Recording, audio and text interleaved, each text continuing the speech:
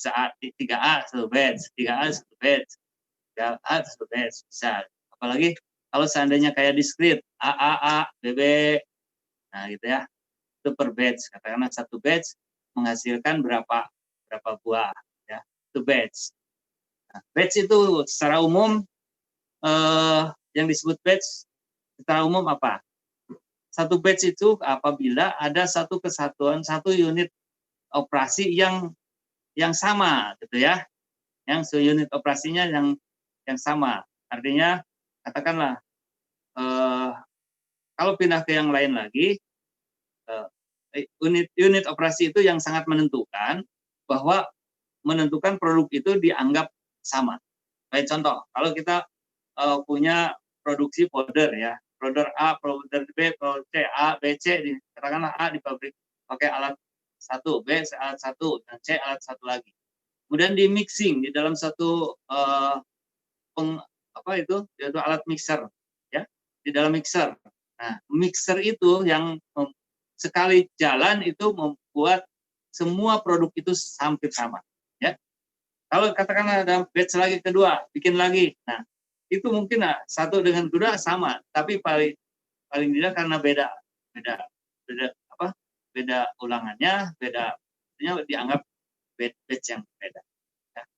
Bisa saja kita bikin batch itu berdasarkan satu alat, ya, alat yang menentukan homogenitasnya, atau berdasarkan waktu, ya.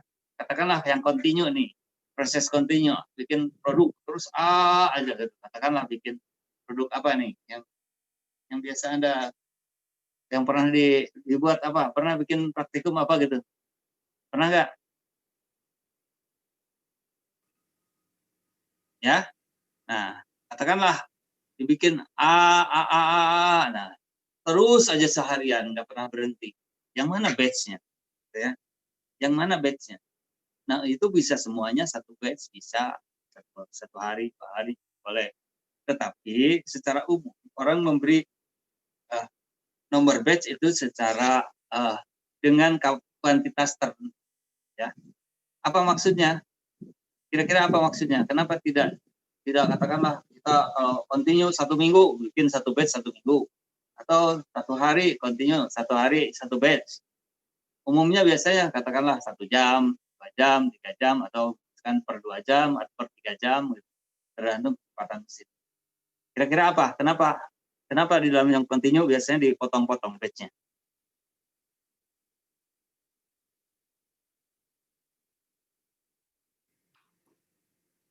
Kenapa ya? Biar unitnya tidak terlalu besar, Pak.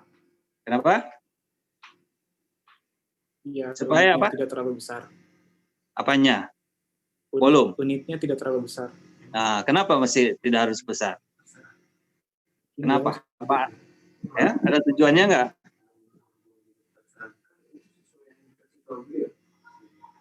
Ya. Mungkin agar lebih mudah diproses, Pak. Mana? Oke, sekalian ya. Nah, ini gimana? Di dalam satu unit produksi, ya, unit proses, unit produksi, itu kan ada kaitan dengan segala macam ya, termasuk kaitan dengan jualan kan? Betul nggak? Kita memproduksi barang untuk dijual kan? Benar nggak? Benar, Pak.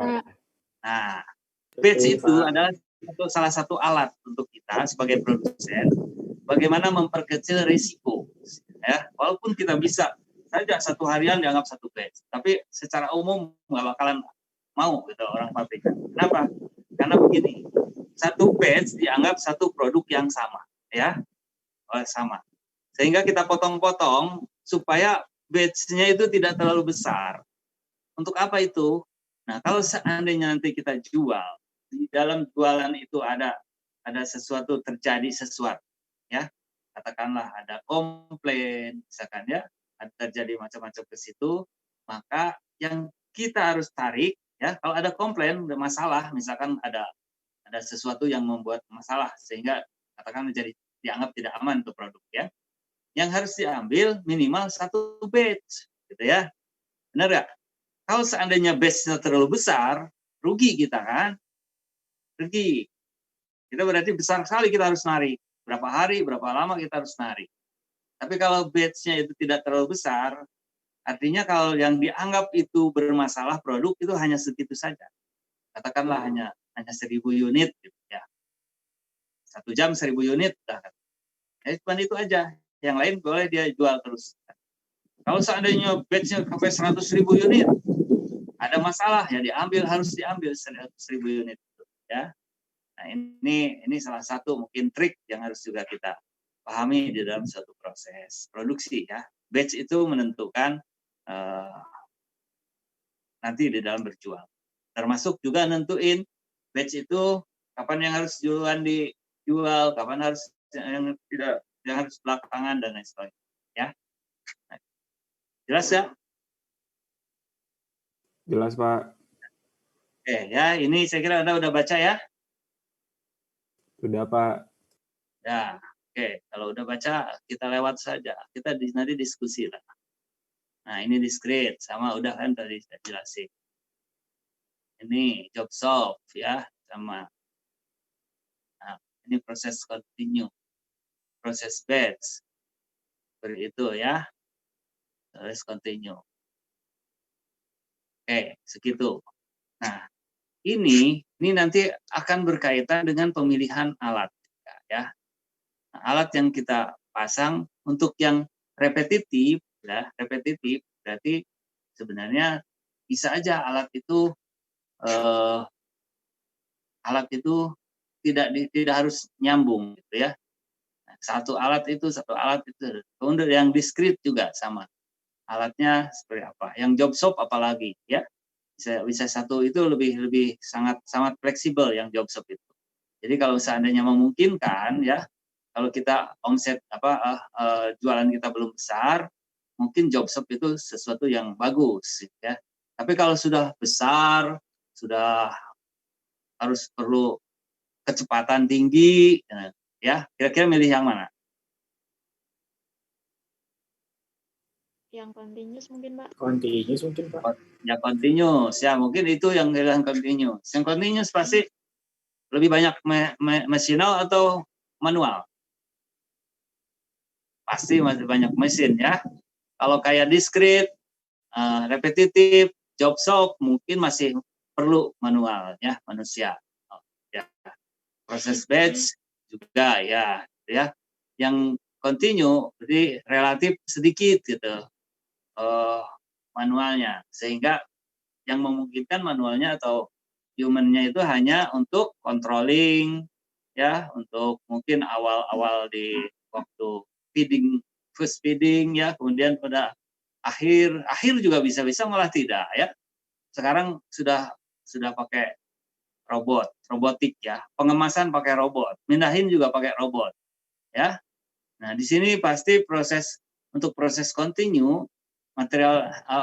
peralatan material handlingnya pasti harus dilengkapi. Katakanlah pakai conveyor, pakai screw ya, atau pakai mungkin robot gitu ya. Sekarang robot bisa udah ngemasin semuanya, setelah itu pindah sendiri pakai robot gitu ya.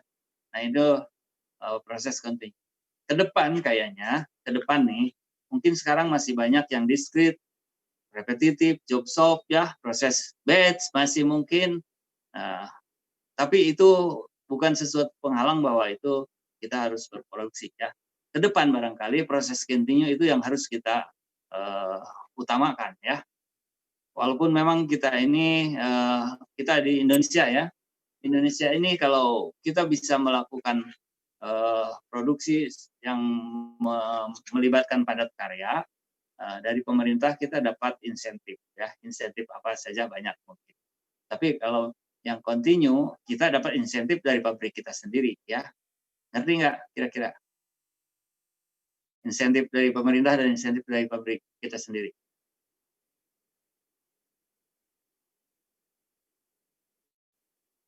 Kira-kira ngerti nggak? Kalau dari pemerintah biasanya bentuk kemudahan, bentuk mungkin ya bonus lah, tidak bayar macam-macam ya. Tapi kalau yang continue, bonus yang kita ciptakan sendiri. Kenapa? Nah, coba Anda bayangkan ya, Kalau kita punya unit produksi, katakanlah harus menggunakan orang, kalau pakai manual, misalkan sampai 200 orang. Tapi kalau diganti dengan masinal, mungkin hanya cukup dengan 10 orang saja. Ya, apa keuntungannya? Kalau secara yang saya rasakan, dengan manual itu lebih banyak masalah ya. Banyak masalahnya atau apa? Kalau tidak benar-benar terlatih itu orang ya, bisa saja lagi kecepatannya itu macam-macam. Nah, terus hubungannya dengan apa? Dengan biaya juga cukup tinggi ya. Sekarang coba Anda sendiri mungkin tahu di kita ini ada namanya UMR. Tahu kan UMR? Tahu, Pak.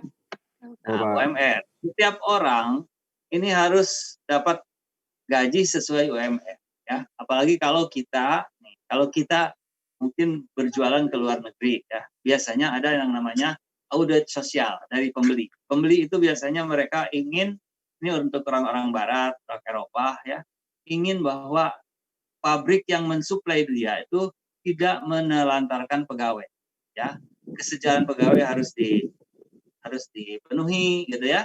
Nah, apa saja kesejahteraan pegawai? Gaji tidak boleh kurang dari UMR ya. Terus apa? Tunjangan makan, tunjangan THR, tunjangan apalagi hari tua ya, tunjangan asuransi. Banyak sekali ya. Nah, sementara coba kalau bandingkan dengan mesin. Apakah mesin meminta tunjangan hari raya? Enggak ya. Apakah mesin meminta tunjangan transport? Enggak ya. Tunjangan makan? Enggak kan? Nah, terus apalagi kecepatannya bisa dipertinggi kalau mesin ya, sehingga itu delta keuntungan itu yang diambil kita dari pabrik kita sendiri. Agak susah membedakan ya kesamaan antara mesin dengan manual ya. Mesin itu lebih konsisten, lebih disiplin, lebih apa. Manual biasanya ya ada saja, walaupun bisa disiplin tapi paling tidak kecepatannya pasti bisa tidak merata ya. Nah, itu artinya semua ini akan pengaruh kepada bagaimana kita memilih mesinnya gitu ya. Kalau discrete ya mesinnya yang tidak harus pakai conveyor, tidak harus pakai tidak harus pakai robot, mungkinnya tidak harus pakai apa segala macam ya. Nah, ini semuanya bisa kita pilih ya, pilih sendiri-sendiri. Kita mau proses mana gitu ya. Apakah proses job shop dan sebagainya. Tapi untuk pemula barangkali job shop itu paling bagus ya. Paling kalau kita punya mesin yang serbaguna, serba bisa dipakai, itu lebih bagus. Ya. Nanti kalau sudah berkembang besar nanti ditingkatkan lagi menjadi yang lebih besar lagi. Katakanlah masuk ke proses batch atau terus ke continue. Jadi nah untuk kita camkan bahwa manusia kita ini, tenaga kita ini tidak akan bisa berkompetisi dengan mesin ya. Yang kita bisa kompetisi adalah otak kita dengan mesin. Mesin kita ciptakan setinggi mungkin kecepatannya, semaksimal mungkin fungsinya, sehingga hasil dari otak kita itu dapatnya di mesin ya. Kalau kita fisik mau bertanding dengan mesin tidak akan mampu ya. Makanya kita harus ngambil sisi nih. Anda harus ngisi sisi di bagian mana kita jangan masuk di bagian sebagai tenaga kerja gitu. Jadi kita masuknya ke bagian yang berpikir ya. Oke, ada pertanyaan? Pak, izin bertanya Pak. Yo, enggak. Pak, berarti kalau misal dari proses job shop udah kelar, habis itu kita anggap satu proses itu satu batch, berarti boleh atau enggak ya Pak? Boleh. Kalau job shop mungkin nggak ada istilah batch-batchan ya. Pokoknya setiap kan itu bisa satu-satuan, satu selesai, satu gitu ya.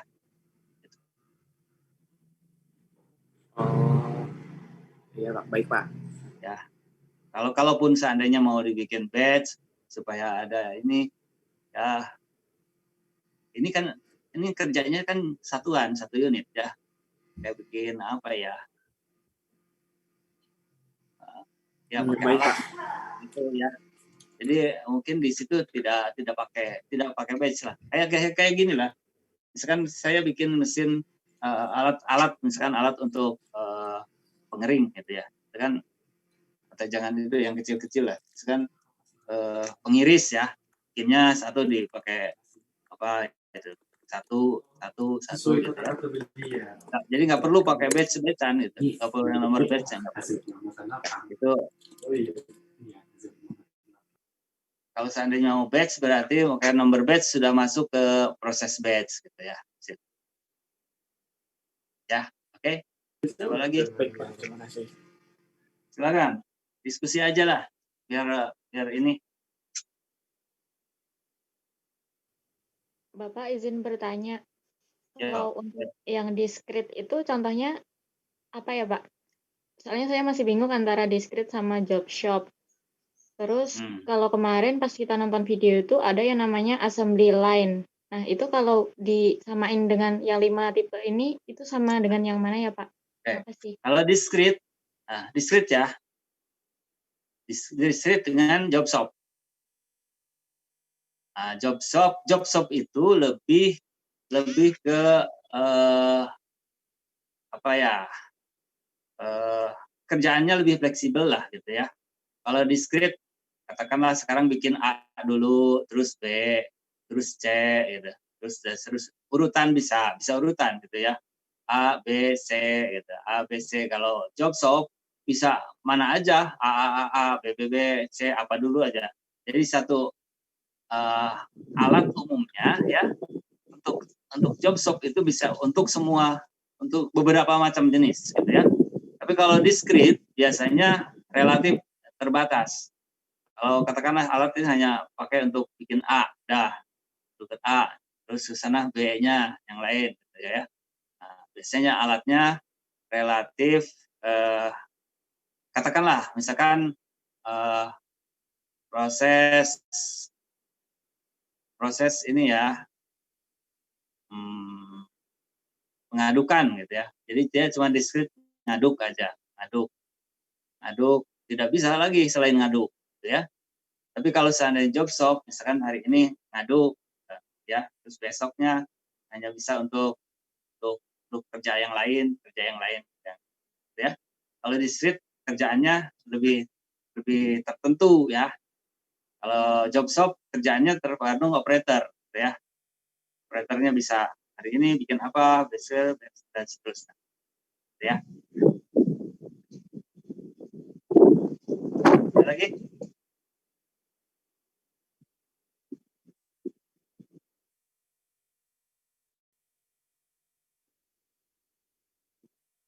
Saya nampung diskusi aja.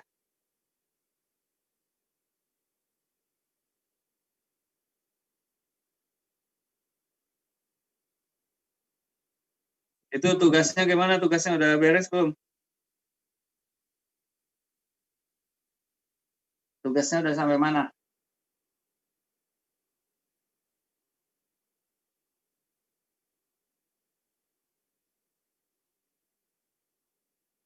Halo, tugasnya udah sampai mana nih? Tugas yang mana ya Pak? Itu yang tugas perancangan? Bukannya ada tugas perancangan? Iya, betul Pak. Masih diskusi sih Pak, masih banyak diskusi. Udah yang kemarin dibahas sama Bu Risa juga itu termasuk tugas bukan? Atau enggak? Iya, betul Pak. Ya.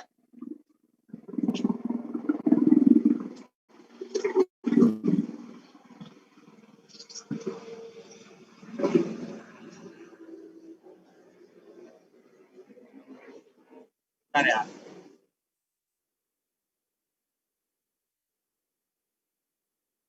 Yang waktu kemarin Bu Lisa bahas tentang apa ya? Itu apa? menyangkut tugas, ya? Tentang scale up, Pak. Ya, itu termasuk tugas atau bulan? Bukan. Ada Pak tugasnya, nge-review jurnal. Review jurnal. Ngeresum ya. Bukannya tugasnya itu merancang pabrik secara ini? Oh iya, itu ada juga Pak tugasnya dari Pak Yoga. Iya, itu. Yang BFD, PFD, Iya HISIS itu. gitu-gitu. Ya itu kan harus lengkap kan? Dari mulai Iya, Pak. proses, terus energi, terus apa? Nanti kan alatnya juga harus dipilih gitu kan ya? Sampai dia bisa optimum gitu, optimum bagus. Begitu ya? Betul nggak? Atau Betul, Pak. apa yoga hanya blok diagram aja gitu atau apa gitu? Enggak ya? Kalau nggak salah lengkap kan dari mulai awal gitu, milih bahan baku, milih proses, milih mesin, terus bagaimana dia maksimalkan, dioptimasi gitu, milih alatnya, gitu kan ya, bukan? Iya, kurang lebih seperti itu, Pak. Nah itu udah sampai mana Pak Yoga, udah ngebahas belum kayak BFD-nya, kayak HISIS gitu kan, pakai HISIS.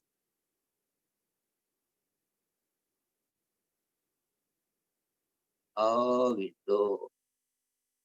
Tapi dilengkapi aja semuanya ya sampai selesai. Jangan sampai nanti belakangan keteteran ya. Terus aja. HISIS sudah bisa, pakai HISIS sudah bisa semua. Udah download semua Pak. Masih belajar sih Pak. Iya masih belajar. Cepetan ya. Cepetan itu penting lumayan lah untuk kita ya paling tidak kalau ada proses kita ya pendekatan lah, mungkin tidak terlalu letterlock sama ya, karena itu kan lebih banyak di chemical produk ya biasanya kita agricultural product, tapi nanti kan ada beberapa produk yang bisa dinyeripkan gitu ya nanti, tapi cepet mumpung ada kesempatan ya dipelajari, dipelajari nanti ditanyain, terutama Pak Yoga kan lumayan dah aku dulu HISIS sama ya supaya mudah, kalau nanti belajarnya sedikit nanti cepat lupa ya, sayang. Oke, ada pertanyaan lagi nggak? Pak, kalau nanti terkelompok itu mau diskusi ke Bapak bisa Pak? Kenapa? Kalau mau diskusikan misalnya kayak alat-alat yang dipilih gitu ke Bapak? Boleh lah, boleh. Kapan saja boleh, kalau saya lagi nggak ada jadwal ya, Anda bisa sendiri-sendiri, bisa bareng-bareng boleh, selama ini mau pakai Zoom boleh, mau pakai WA boleh, mau datang sendiri ke kantor juga boleh. Saya juga relatif sering ke kantor kok ya. Ini mesti di rumah sendiri-sendiri ya, pada jauh-jauh ya. Betul Pak.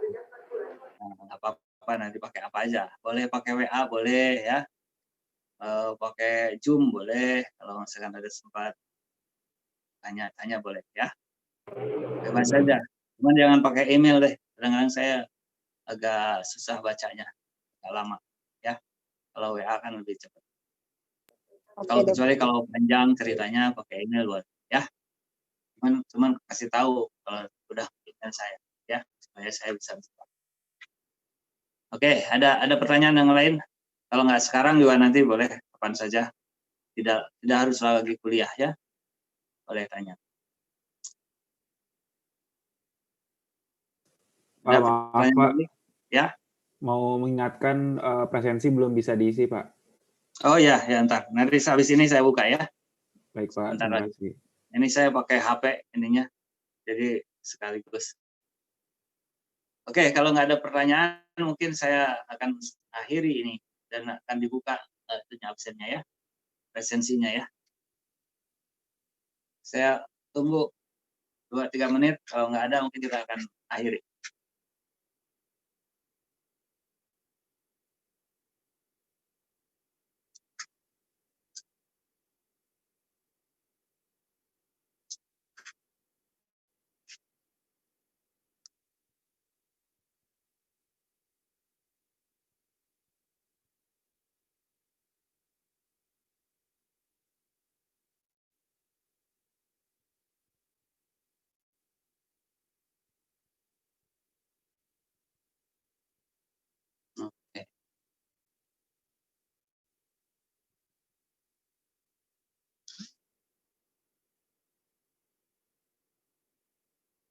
Oke ya, ada pertanyaan lagi nggak?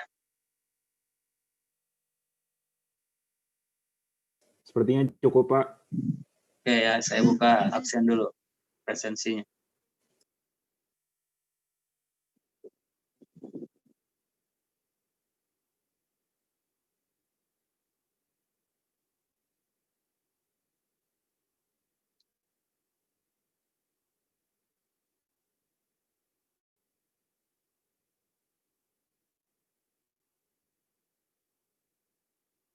K3 ya Mas?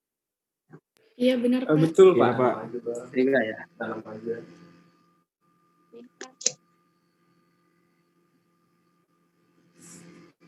Tanam aja Pak. Ya.